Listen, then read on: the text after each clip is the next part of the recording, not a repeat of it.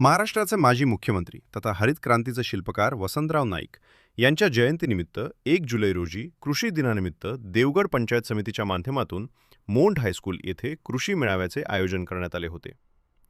जिल्हा परिषद कृषी विभाग, तालुका कृषी विभाग आणि ग्रामपंचायत मोंढ यांच्या संयुक्त विद्यमाने या मेळाव्याचे आयोजन करण्यात आले होते।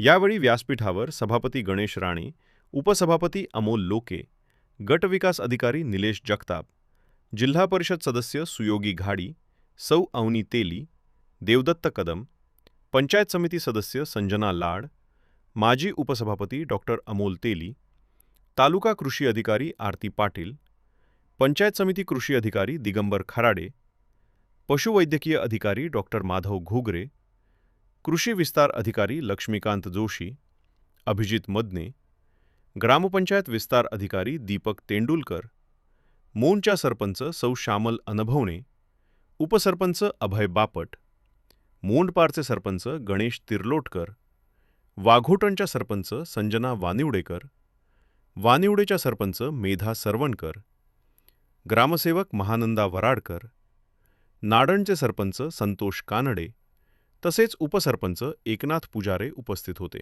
यावेळी उपस्थित मान्यवरांचे वृक्ष देऊन स्वागत व सत्कार करण्यात आला। यावेळी विविध मान्यवरांनी आपले विचार मांडले। पुढील बातमी पाहूया विस्ताराने। नंतर वकिलीची परीक्षा उत्तीर्ण होऊन त्यांनी आपल्या सामाजिक आणि राजकीय कार्याला सुरुवात केली। वसंतराव नाईक साहेबांनी यशवंतराव चव्हाण यांच्या मंत्रिमंडळात कृषी मंत्री म्हणून उत्तम काम पाहिले। कृषी विभागामार्फत आपण दरवर्षी आपल्या तालुक्यात कृषी दिन साजरा करतो। हे कृषी दिन आपण साजरा करतो हे आपले महाराष्ट्राचे माजी मुख्यमंत्री कैलासवासी वसंतरावजी नाईक साहेबांच्या जन्मदिनाच्या निमित्ताने आपण साजरा करतो। का साजरा करतो? कारण अशा वेळेस 1972च्या काळात आपण दुष्काळ बघितला, अन्नधान्याची टंचाई बघितली, त्यानंतर युद्धाचं सावट बघितलं। अशा काळामध्ये पूर्ण भारतभर आपल्याकडे ग्रीन रिव्होल्यूशन जे आपण हरित क्रांती म्हणतो, हरित क्रांतीची चळवळ उभी राहिली। ती चळवळ यशस्वीपणे राबवण्याची जबाबदारी त्यांनी यशस्वीपणे पार पाडली महाराष्ट्रामध्ये।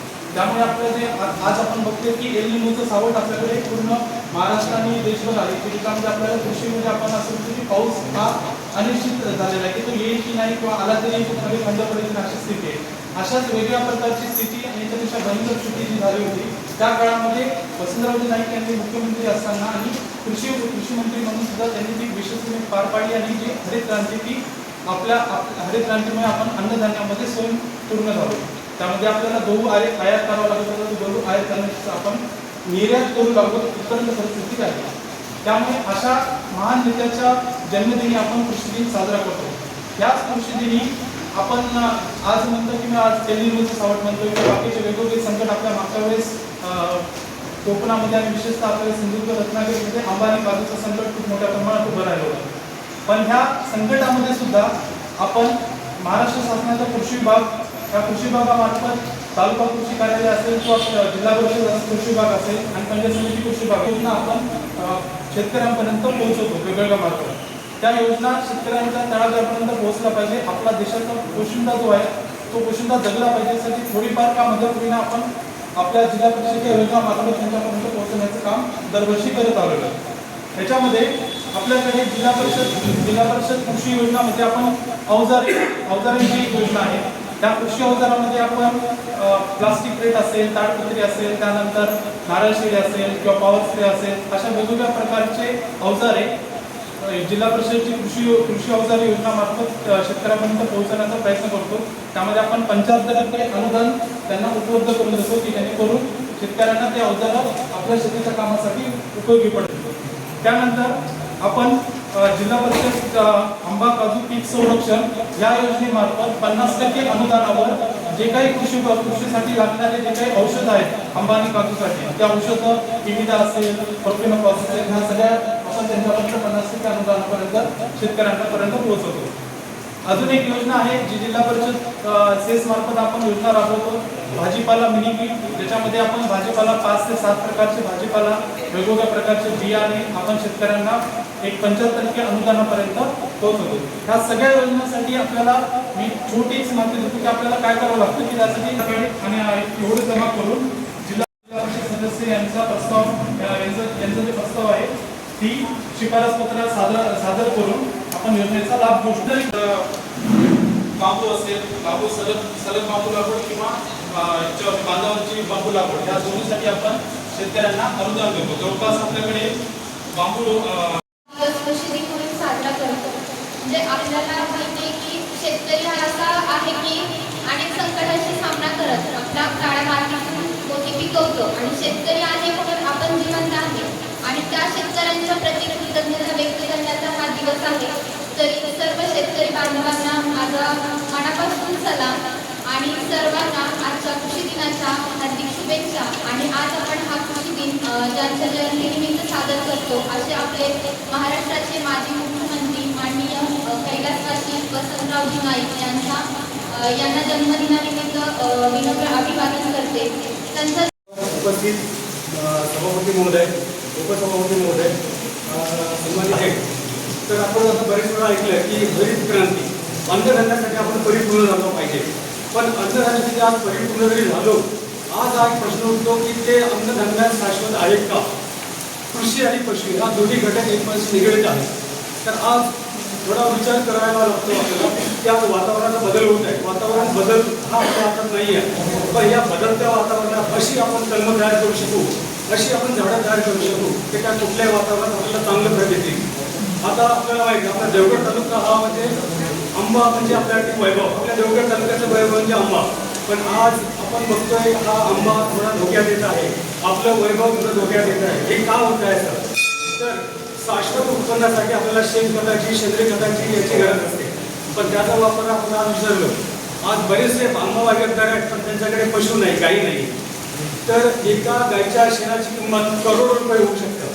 कारण शेणखताशिवाय आपली झाडं व्यवस्थित होऊ शकत नाही आणि वातावरणाला टिकू शकत नाही. तर आपणच हे सगळं बदल केलेला आहे.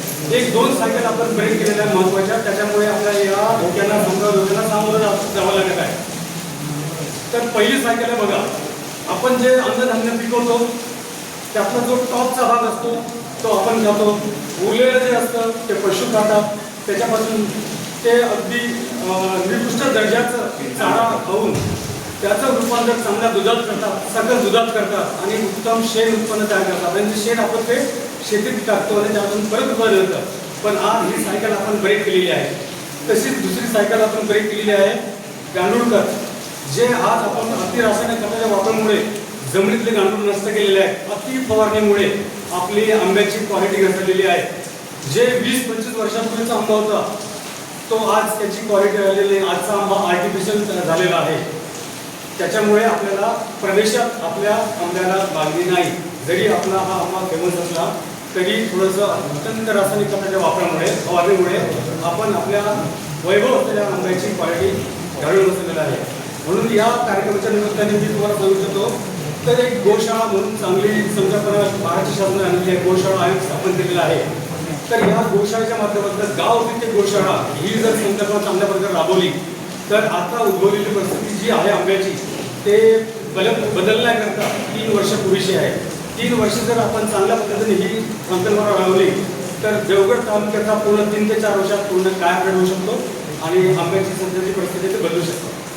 तर या निमित्ताने जोशी माझी घेतली. आता मी माझ्या विभागाच्या ज्या योजना आहेत आपल्या पशुपालकांसाठी त्याच्याबद्दल थोडी माहिती देतो. आता हवशी म्हणायची म्हणा, ग्रामसभा झाल्यानंतर त्याचं काहीतरी डिसिजन व्हायला पाहिजे ग्रामपंचायतीत. आता शेतीचं सुद्धा आज सांगितलं म्हणजे मी शेतकरी आहे. मी लहानपणापासून शेतीची आवड, शेतीचे मालक पत्करलेले, अजूनही मी जाऊन 4 पेंड्या काढते. तर जे काय अडचणी आता म्हणजे कसं आज आता हे आलं की नाही पांढरं झाल्यावर होतं ते आम्हाला आधी सूचना येत नाही. झाल्यानंतर येऊन आम्ही तुम्हाला विचारायला गेलो म्हणजे हे माझं झालेलं आहे करून वेळ निघून जाते म्हणजे मला तसं बोलता येत नाही पण डोक्यात काहीतरी असतं. आणि ह्या शेती कृषी मेळावा मान्यवर असतील म्हणून मी आले. गडबडात ते मुलाला आवडणार नाही ऐकू केली ते पण यासाठी मी आले की हे जे मागावून होतं की नाही ते आत्ता होतं का मला. आता कलमांची आहे तुम्हाला कधी समजणार. यावेळी तर यावर्षी काल एप्रिल-मे धुकं पडलं आणि कलमांची वाट नाही. कारण आम्ही कलमावाले त्यांना माहिती आहे सभापती नाही गावातल्या लोकांना. पण ह्याला उपाय आमच्याकडे नाही, हा निसर्ग आहे. पण ज्यावेळी कुठला आणि आले म्हटलं कुठला आला आहे याचं परीक्षण आमच्याकडे होत नाही ना. आणि मी कृषी याचं आमची माती आमची माणसं बघतो ते सगळं कुठलं दाखवतात मराठवाडा आणि तर आपल्या कोकण विभाग हा वेगळा आहे, डोंगराळ प्रदेश असतो. माकडा बिकड्यांचा हा विषय आहे तो वेगळाच आहे, समजलं ना. तर त्याच्यासाठी जर आम्हाला काय भाजीपाला म्हणा एका रात्रीत पानं पुरतं. आज आम्ही 15 वर्ष मिरची केली नाही आहे, 2-2 पेटी मिरच्या होतात. पण रात्री म्हणजे तो येतो आणि तो संपेल तो सांगून आम्ही औषधं विचारून आणेपर्यंत संपतो. घाटावरती आणि कसं होतं त्यांची ग्रुपच असतं. आज रात्री भेंड्याची का पानं आकरसली म्हणजे आमच्याकडे येतात ते लोक सांगतात, मी विचारते, मी करत होते मुलाला आमच्या आवडत नाही पण मी विचारते. पण त्याची एक ग्रुप असल्यामुळे ना आणि सगळ्यांचं एकच हो. आमच्या इथे काय होतं कलमांची औषधं प्रत्येक जण वेगवेगळी मारतात. त्यामुळे एका बागेत एक औषध मारलं की ते दुसऱ्या बागेत नसतं. समजा आम्ही एक आता यावर्षी काहीतरी केलं आहे म्हणजे माहिती घेऊन करतोय तो आम्ही लोकांपेक्षा चांगली होतो अगदीच नाही त्याच्यापेक्षा. पण त्याचं ना बाकीच्यांचे रिझल्ट आमच्याकडे येतात ना ते 15-20 दिवस जाऊ शकत नाही. आम्ही फवारणी केलेली एखाद्या वेळेस आपण आता नैसर्गिक खाट पडणं हा जो काही विषय आहे तो रात्री 2 दिवसातच पडतो ना. एखाद्या रस्त्यावरची भाग असतो बाजूला असतो त्या बागेत नसते व आमच्या बागेत नाही तुमच्या बागेत कशी. हा म्हणजे हे इथल्या लोकांना सगळ्यांना माहिती आहे पण हे अधिकारी लोक म्हणून ते तुम्हाला तंत्रज्ञानी नाही इथे ज्ञान मिळत नाही. धन्यवाद मॅडम. पण त्या म्हणजे भाजीपाला आहे याच्यावर आता भाजीपाला भात कापलं की नजरेचे त्या भाजीपाले करतात थोडे थोडे काय तर आम्ही पण आहोत. नोव्हेंबरमध्ये जसे औषध येतात कीटकनाशक त्याच वेळेस आपल्याकडे मिनी किट प्राप्त होतं. म्हणजे उन्हाळी भाजीपाला करण्यासाठी भाजीपाल्याचं बियाणं प्राप्त होतं जिथे आपण अनुदानावरती 50 रुपये घेऊन शेतकऱ्याला सातबाराने कर्ज घेऊन वितरित करतो. आणि तुमची संख्या रास्त आहे तर ग्रामपंचायत आपण सांगूया की एकत्र मागणी तुम्ही द्या. ग्रामपंचायत एकत्र मागणी घेऊन येऊ दे ग्रामपंचायत आपण देऊया.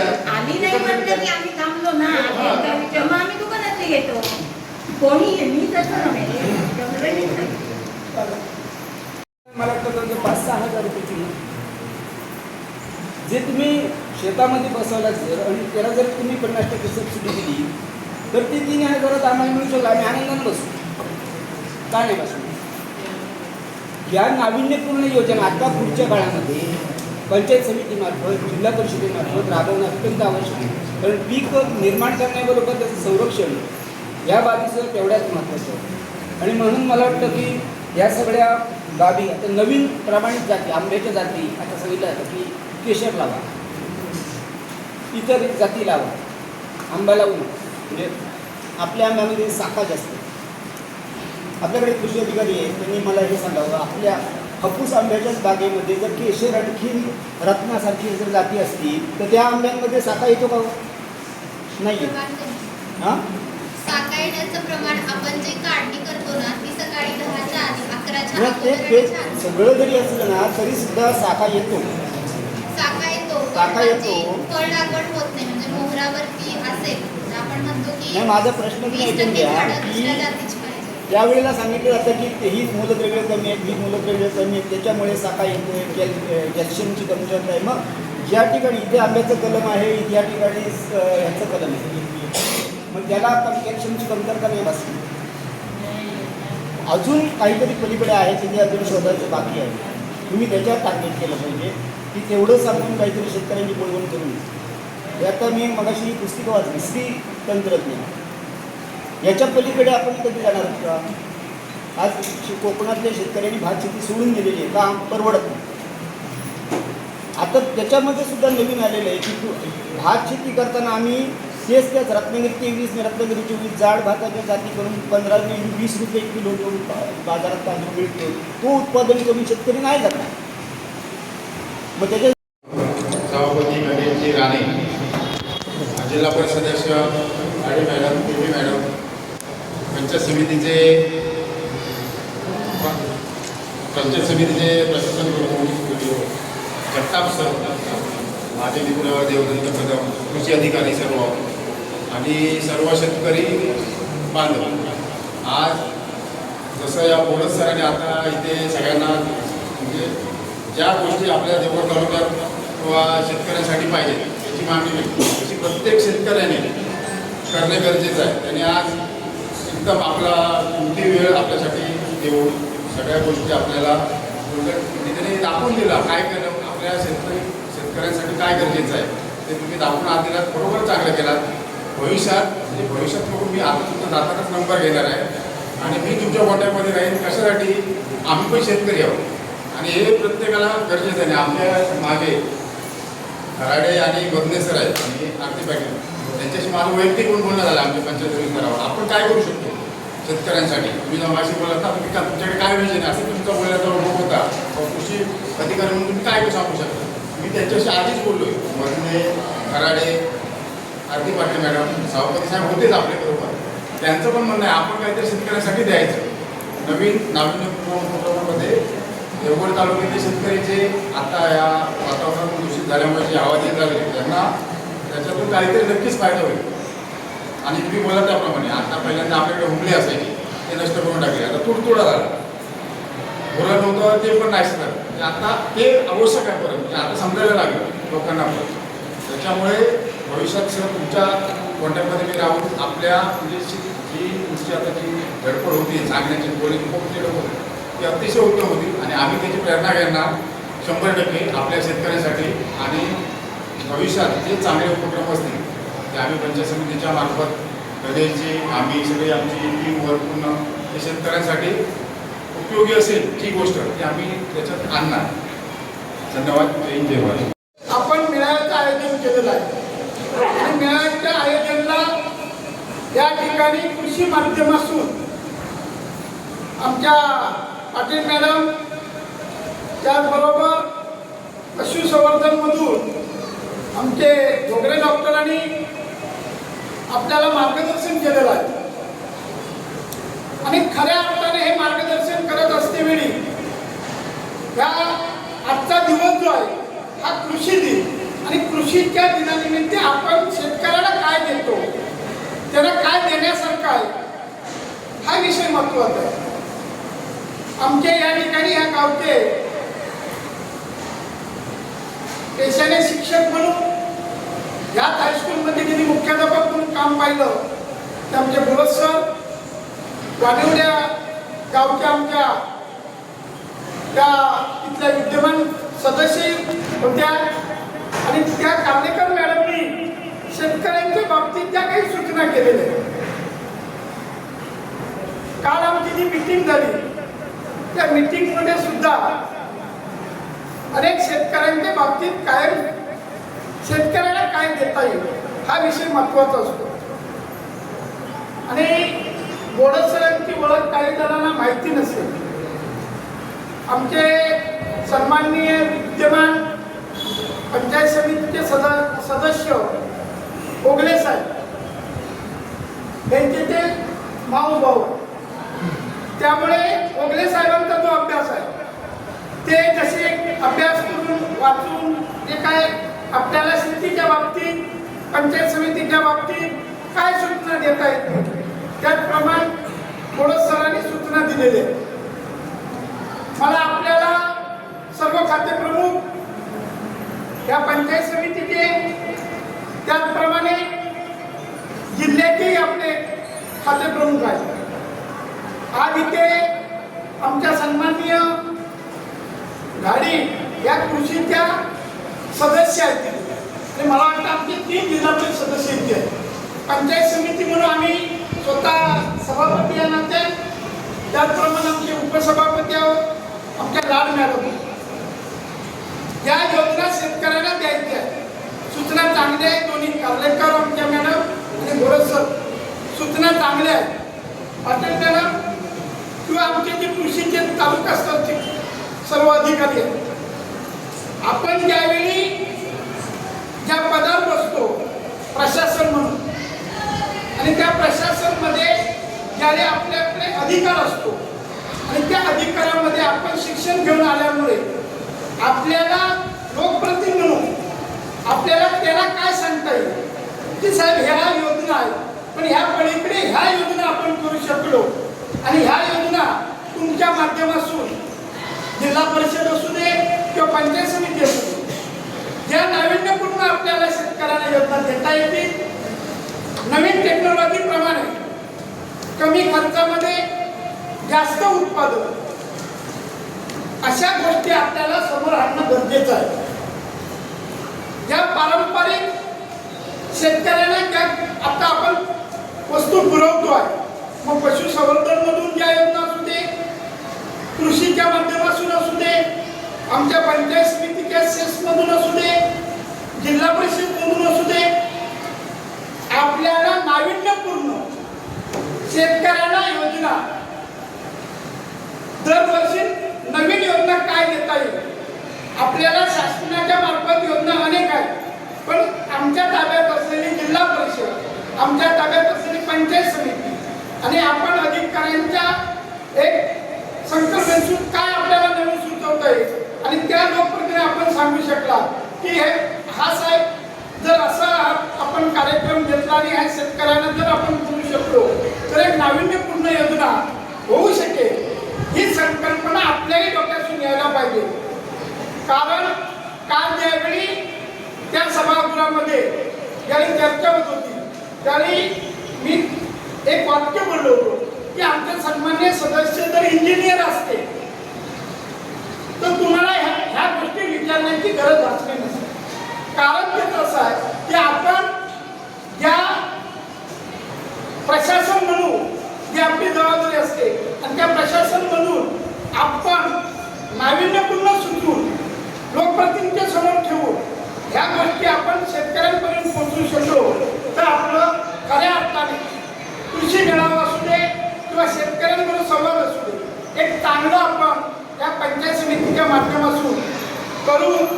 एक तुम्हाला या शेतकऱ्यांच्या आजच्या कृषी दिनानिमित्त तुम्हाला मी आश्वासन देतो. आजच्या ज्या सूचना आपण केलेल्या आहेत इथे सर्व माझे ग्रामसेवक, सरपंच, पंचायत समितीचे सर्व अधिकारी आपण शेतकऱ्यांच्या बाबतीत कृषी साहेब इथे मला वाटतं उपस्थित आहेत. आपण शेतकऱ्यांच्या बांधावर जाऊ. शेतकऱ्यांना त्या ज्या लागवडी केल्या जातात मग ती शेती असू दे, आंबा लागवड असू दे, काजू लागवड असू दे, कमी उत्पादन आणि जास्त उत्पादन आणि कमी खर्च हा आपण दृष्टिकोन ठेवून नाविन्य नवीन ज्या जाती आहेत ते आपल्याला कलम लागवड असू दे किंवा अनेक जे आपल्याला फळं देणारी आणि उत्पादन देणारी जी झाडं आहेत ती आपल्याला कमी खर्चामध्ये शेतकऱ्यांना कशी उपलब्ध करून देता येतील. शेतकऱ्यांना त्या बाबतीत त्यांच्या शेतामध्ये जाऊन त्यांच्या बागेमध्ये जाऊन आपण ती माहिती देऊन त्यांना सदन करणे हे आपलं कर्तव्य आहे.